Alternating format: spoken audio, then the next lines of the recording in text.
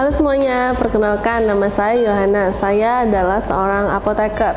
Hari ini saya ingin membahas tentang satu penyakit degeneratif yang sampai sekarang masih banyak diderita oleh penduduk dunia. Salah satunya juga penduduk Indonesia. Jadi berdasarkan riset WHO tahun 2016, penduduk Indonesia tahun 2000 sudah banyak sekali yang menderita penyakit diabetes, yaitu sekitar 8,4 juta penduduk. Di sini akan saya tampilkan grafiknya. Kemudian berdasarkan WHO juga bahwa prediksinya tahun 2030 akan terdapat 21,3 juta penduduk yang akan terserang penyakit diabetes. Diabetes ini ada dua macam. Jadi ada diabetes tipe 1 dan ada diabetes tipe 2. Diabetes tipe 1 itu biasanya karena keturunan, karena pankreasnya atau organ pankreas tubuhnya itu mengalami kerusakan sehingga tidak bisa menghasilkan insulin dengan jumlah yang cukup. Insulin ini manfaatnya apa sih? Insulin ini membantu tubuh untuk membawa gula yang ada di dalam aliran darah untuk masuk ke dalam sel dan disimpan atau dimetabolisme oleh sel, sehingga gula ini tidak beredar di dalam aliran darah. Kalau dia beredar di dalam aliran darah, maka meningkatlah kadar gula. Kadar gula meningkat, maka disebutlah diabetes seperti itu. Kemudian ada juga diabetes tipe 2. Diabetes tipe 2 ini merupakan diabetes yang disebabkan karena gaya hidup yang tidak beraturan. Jadi sebenarnya penyakit diabetes ini, apalagi diabetes tipe 2 itu tidak bisa diketahui dalam jangka waktu pendek. Jadi misalnya hari ini kita terlalu makan banyak gula nih, kemudian besok kita terserang diabetes, enggak seperti itu.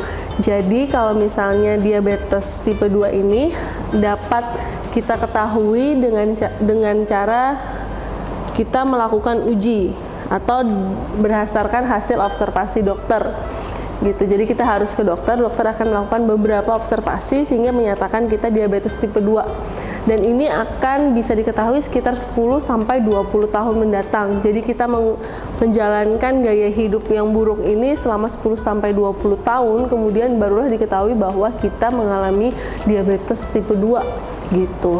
Biasanya diabetes tipe 2 ini udah pasti terjadi kalau misalnya kita mengalami hari ini kita makan makanan yang manis-manis, banyak nasi, banyak gula, banyak roti manis, kemudian besok kita hidupnya sehat, misalnya cuman makan makanan yang rendah karbohidrat, rendah gula.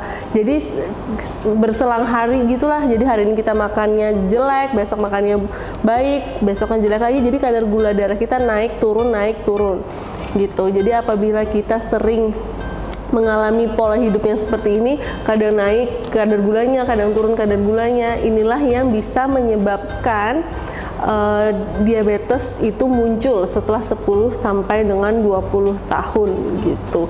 Makanya tadi berdasarkan prediksi WHO tahun 2030 ada sekitar 20 juta jiwa yang akan terserang diabetes.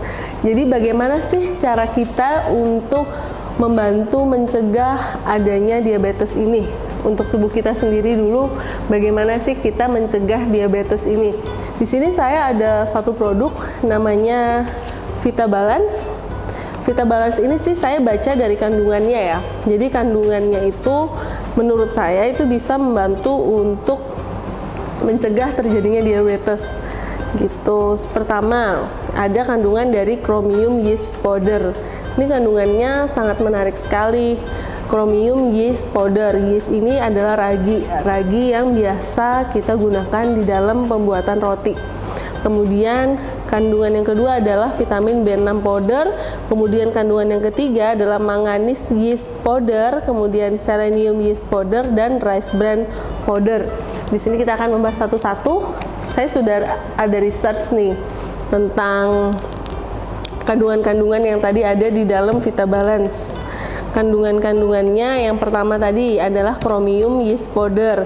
Chromium yeast powder ini berdasarkan riset yang saya temukan, manfaatnya adalah untuk glucose tolerance factor, mengatur metabolisme karbohidrat. Jadi biasa disingkat sebagai GTF gitu, dan sudah teruji juga dari tahun 1957.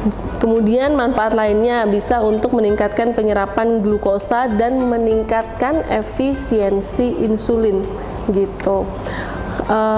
Kenapa ini penting? Biasanya sih kandungan seperti ini, Vita Balance ini biasanya manfaatnya untuk diabetes tipe 2. Kalau saya lihat dari kandungannya, diabetes tipe 2 itu lebih kepada gaya hidup yang pasti satu. Selain gaya hidup tadi, biasanya dia karena penghantaran insulinnya ke dalam sel itu tidak bagus.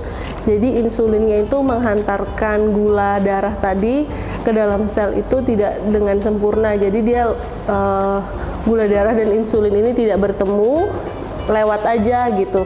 Jadi insulin sendiri, gula darah sendiri, padahal harusnya mereka ketemu terus kemudian masuk ke dalam sel bersamaan, sehingga gula darahnya tidak beredar di dalam aliran darah gitu.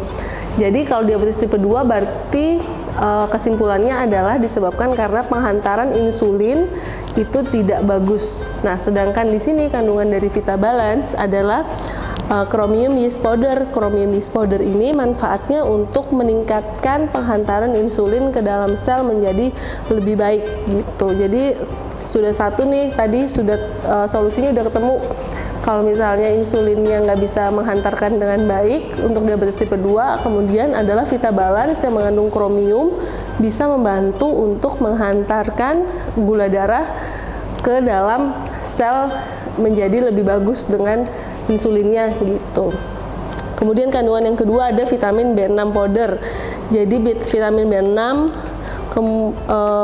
manfaatnya untuk meningkatkan sistem imun, memproduksi antibodi, dan meningkatkan komunikasi antar sel. Komunikasi antar sel ini penting supaya tidak salah paham gitu selnya anggapannya. Jadi misalnya tubuhnya bilang insulin tolong dong anterin gula ke dalam sel gitu. Jadi komunikasinya benar, insulin nganterin gula ke dalam sel.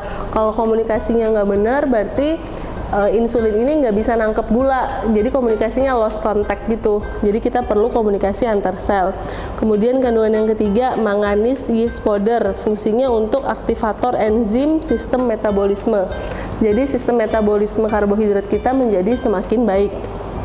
Kemudian kandungan yang keempat, ada selenium yeast powder, manfaatnya untuk meningkatkan respons sistem imun dan meningkatkan daya tahan tubuh. Kemudian kandungannya juga ada rice bran powder. Ada 3 manfaatnya, meningkatkan sensitivitas insulin. Insulinnya menjadi lebih sensitif sehingga dia bisa menangkap gula darah tadi dan memasukkannya ke dalam sel. Kemudian manfaat yang kedua untuk mengkontrol kadar gula darah. Kandungan yang ketiga adalah untuk menurunkan kadar HbA1c. HbA1c ini biasanya penting untuk melihat apakah kadar gula itu sering naik turun stabil atau enggak. Biasanya ada didapatkan dari hasil uji lab darah gitu. Jadi sangat bagus juga untuk penderita diabetes untuk kadar HbA1c-nya dapat diturunkan. Jadi dari kandungan yang banyak ini tadi, manfaatnya sudah jelas untuk diabetes tipe 2 gitu. Jadi dia membantu penderita diabetes tipe 2 atau membantu kita yang belum terserang diabetes tipe 2 untuk menjaga kesehatan agar kita nggak terserang, agar kadar gula darah kita selalu stabil. Jadi manfaatnya yang pertama untuk mengatur kadar gula darah kita agar selalu stabil. Kemudian bisa juga untuk penderita diabetes tipe 2 agar kadar gula darahnya juga stabil gitu. Jadi bentuknya gini ya. Bentuknya kapsul. Botolnya gini. Tutupnya udah aman, jadi nggak bisa dibuka sama anak-anak sembarangan. Jadi harus orang dewasa yang buka, soalnya harus ditekan dulu.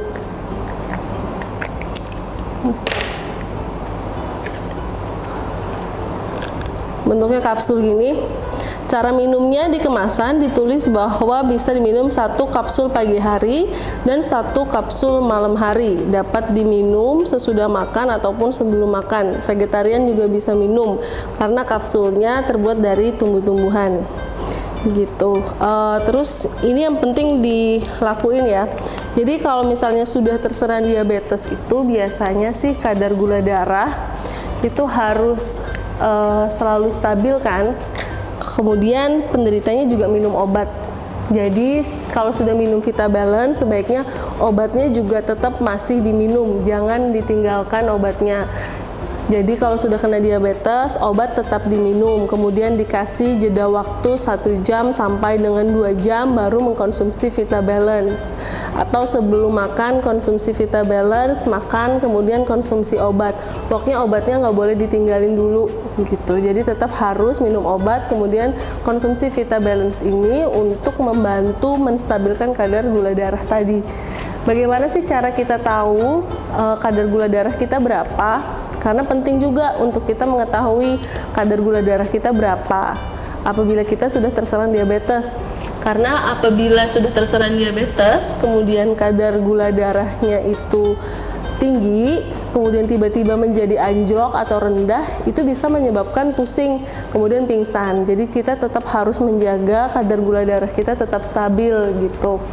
Untuk kita mengetahui kadar gula darah kita stabil atau enggak, maka kita bisa melakukan cek kadar gula darah di rumah. Biasanya di rumah atau di apotek lah, yang cepat itu pakai cek kadar gula darah.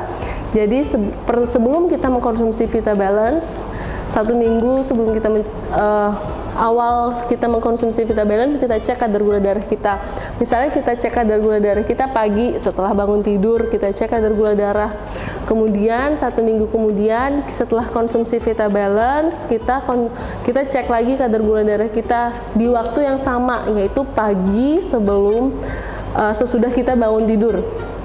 Kita cek lagi, kemudian bisa dilihat kadar gula darah yang awal sebelum konsumsi dan kadar gula darah yang terakhir setelah konsumsi bagaimana, apakah turun, apakah stabil gitu. Jadi ini untuk mengontrol kadar gula darah kita juga agar dia tidak turun secara drastis, dan untuk kita mengetahui taraf kesehatan kita sampai mana sih gitu.